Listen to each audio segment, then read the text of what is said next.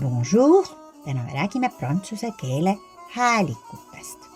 Mitte siis tähtedest, vaid just häälikutest, ehk siis tähed on need märgid, mida me kirjutame ja häälikud on siis need asjad, mida me hääldame. Ja eesti keeles meil on foneetiline keel, reeglina siis igale tähele vastab üks häälik, aga meil on ka erandeid, näiteks kui me kirjutame NG, siis me hääldame ang nagu pang, aga üldjuhul on niimoodi, et igale tähele vastab sama häälik.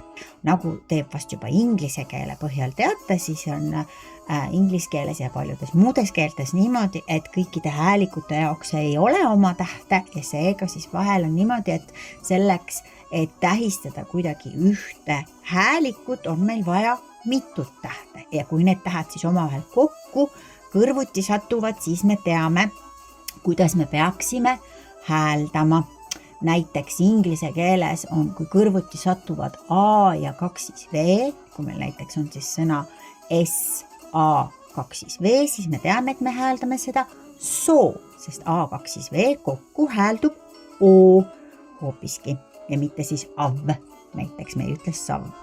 Aga prantsuse keele juurde tagasi tulles, siis prantsuse keeles on kokku ametlikult 36 häälikut, umbes sama palju kui inglise keeles, aga osad nendest on siis eesti keelele sarnasemad kui inglise keele hääldused ja osad on just eesti keelele või siis vähem sarnased võrreldes inglise keelega. Aga hakkame siis otsast peale. Kõigepealt räägime natukene täishäälikutest, siis räägime sellistest häälikutest, mis on siis täis- ja kaashääliku vahepealsed, nii-öelda siis kaashäälikutest ja lõpuks ka siis nasaalidest, ehk siis sellistest häälikutest, mida me peame siis hääldama läbi nina. Aga alustame otsast peale. Kõige esimene häälik on meil A.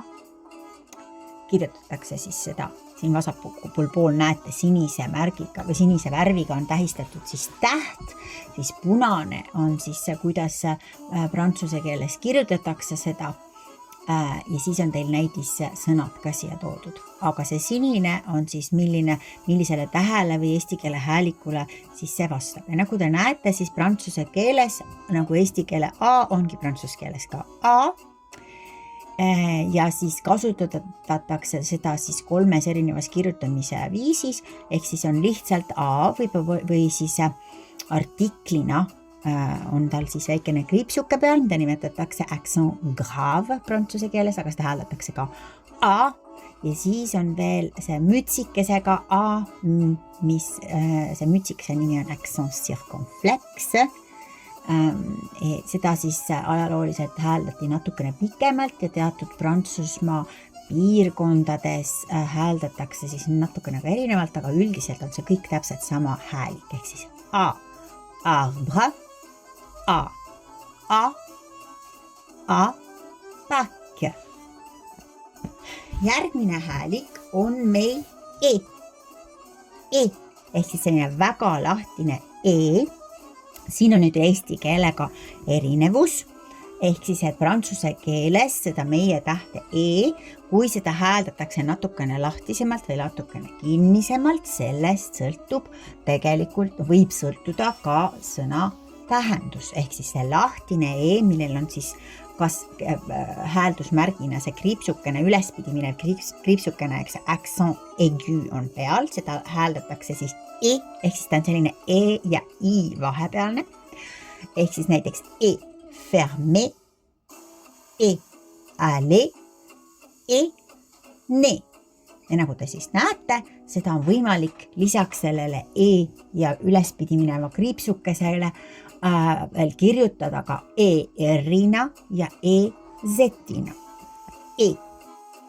Kohe järgmine nüüd on meil ka üks E, aga see on E.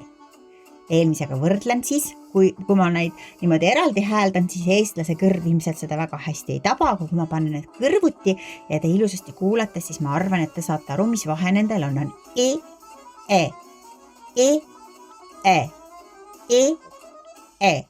Üks on siis see kõrgem või lahtisem on siis E ja I vahepealne ja siis see teine on nagu kinnisem ja on siis nagu ja A vahepealne. Ja siin on siis võimalik teda kirjutada mitmel erineval viisil, selle sama allapidi laskuva kriipsuga, mida nimetatakse accent grave, siis jälle selle sama mütsikesega, millest enne A puhul juttu oli, accent circonflexe, on võimalik kirjutada ka E-teena või siis isegi E ja kahekordset teena, samamoodi siis E-L või E kahekordne L, E kahekordne R või siis näiteks ka AI, AI mütsiga ja EI ja kõiki neid kooslusi me hääldame siis E, lèvre, tête,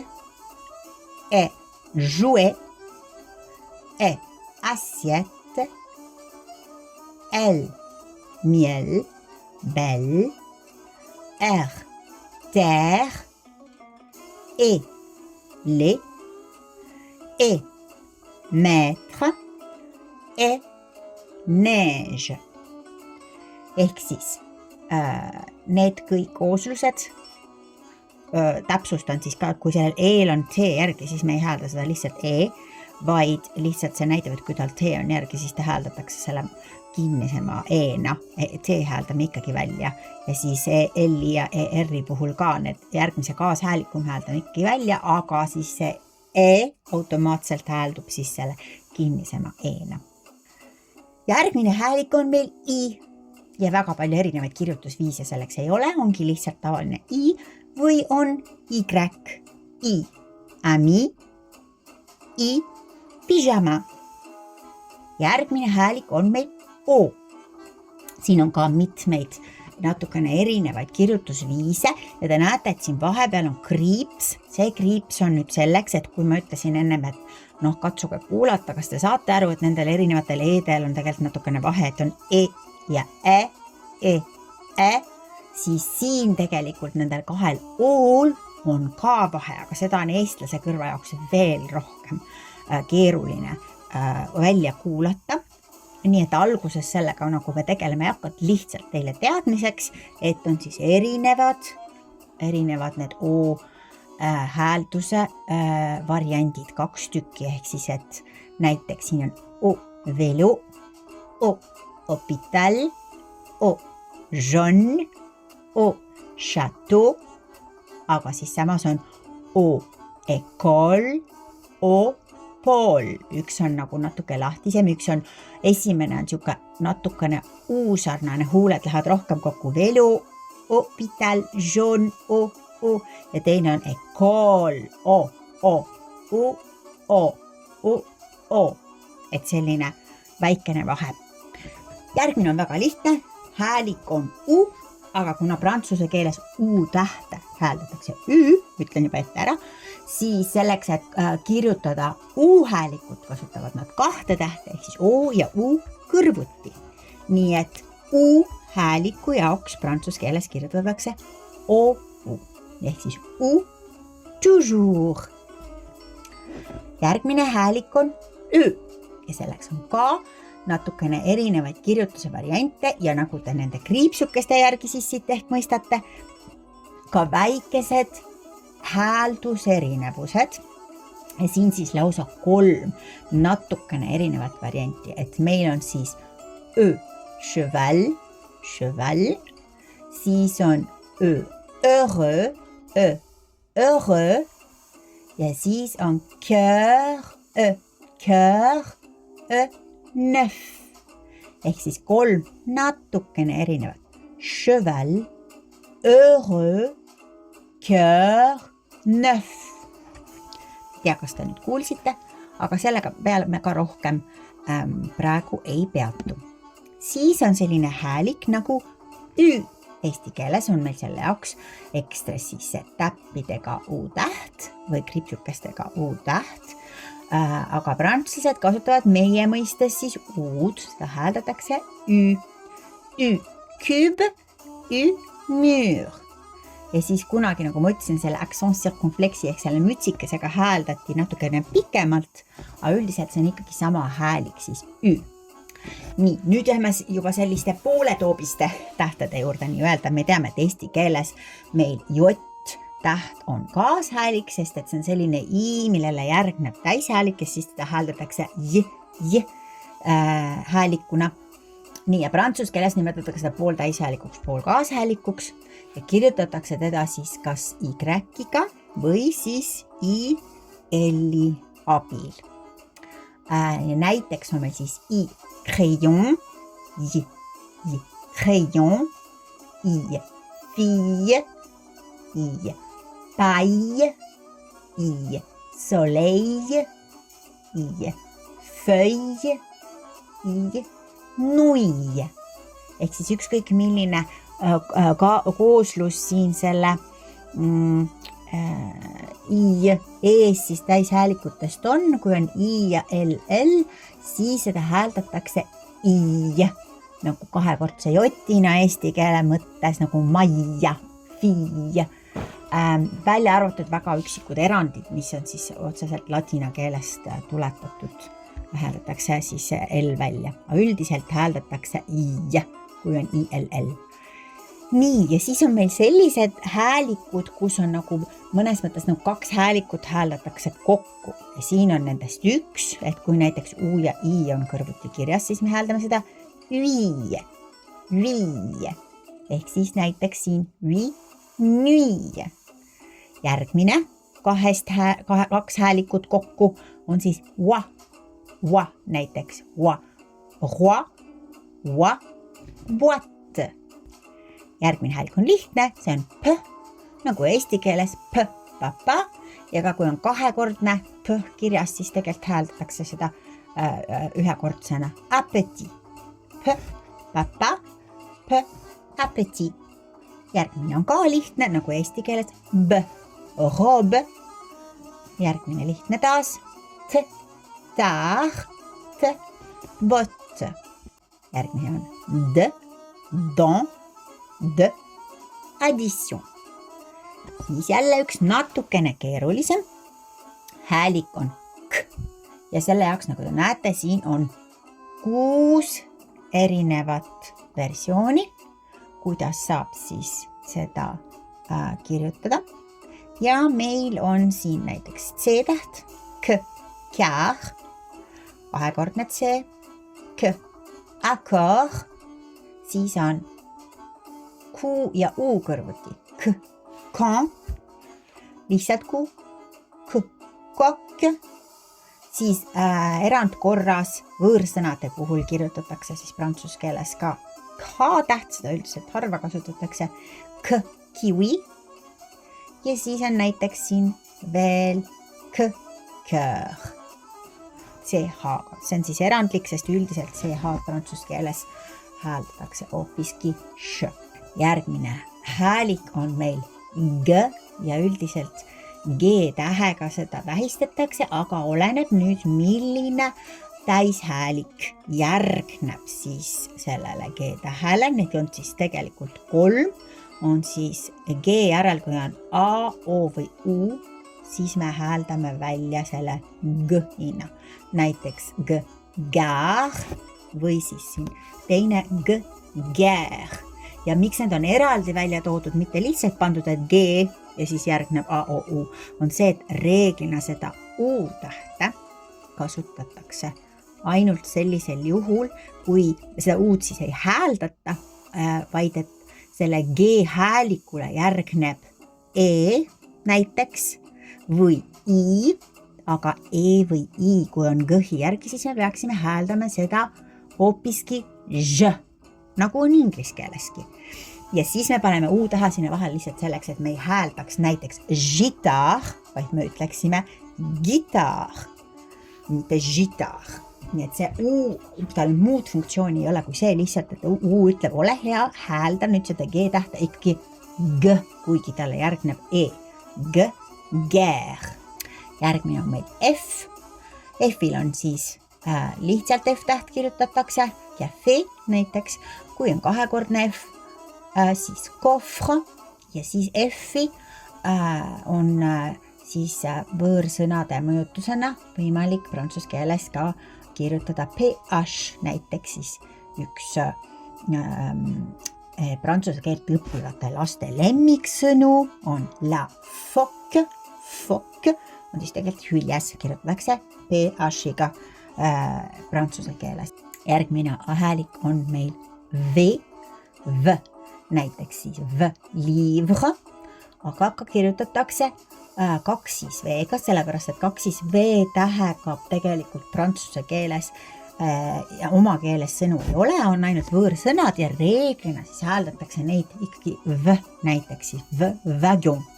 Välja arvatud siis mõningad erandid, sest näiteks Belgia prantsuse keeles hääldatakse seda 2 V-d ehk siis näiteks Belgia üks provints, mille nimi on siis Wallonie, kirjutatakse 2 V-ga, seal hääldatakse siis see U ikkagi välja 2 V-na või siis U-tähe moodi.